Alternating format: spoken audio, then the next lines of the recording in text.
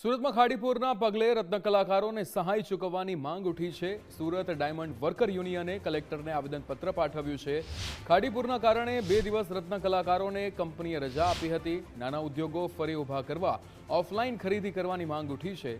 પાણીમાં ડૂબી જવાથી રત્ન કલાકારોના વાહનોને ભારે નુકસાન થયું છે। ગેરેજ સંચાલકો દ્વારા રિપેરિંગમાં ચલાવવામાં આવે છે ઉઘાડી લૂંટ તેવું પણ કહેવામાં આવ્યું હતું। ત્યારે ગેરેજવાળાઓએ માનવતાભર્યું વલણ અપનાવી ઓછો ખર્ચ લે તેવી માંગ ઉઠી છે। પૂરના લીધે રત્ન કલાકારોની ઘર વખરીને પણ મોટું નુકસાન થયું છે। રત્ન કલાકારોને સરકાર યોગ્ય આર્થિક સહાય ચૂકવે તેવી રજૂઆત થઈ છે।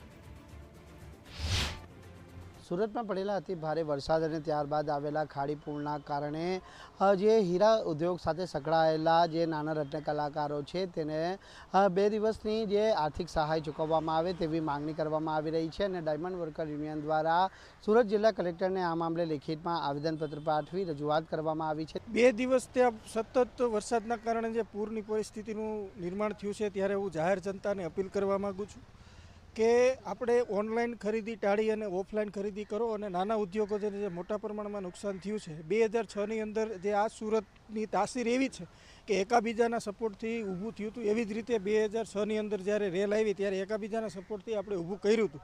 ત્યારે આવી રીતે ઓનલાઈન ખરીદી ટાળી અને ઓફલાઈન ખરીદી કરો। ત્યારબાદ જે વિસ્તારો અસરગ્રસ્ત થયા છે ત્યાં વધારે પ્રમાણમાં રત્ન કલાકારો વસે છે અને રત્ન કલાકારોના પરિવારો વસે છે। તો પાણી ભરાઈ જવાના કારણે એની બાઇકોનું નુકસાન થયું છે, એના ઘર વખરીને નુકસાન થયું છે। સરકારે જે સહાય ચૂકવે છે એ યોગ્ય રીતે ચૂકવાય અને 2 દિવસ જે કામ પાડી દીધું છે, જે કામે જઈ શક્યા નથી અથવા તો કંપનીએ એને રજા આપી દીધી છે, તો તમામ ઉદ્યોગકારોને મારી નમ્ર વિનંતી છે કે માનવતા રાખી અને 2 દિવસથી 3 દિવસનું જેને કામ પડ્યું છે એનો પગાર આપી દેવામાં આવે ને આ બાબતે અમે કલેક્ટર સાહેબનું પણ ધ્યાન દોર્યું છે।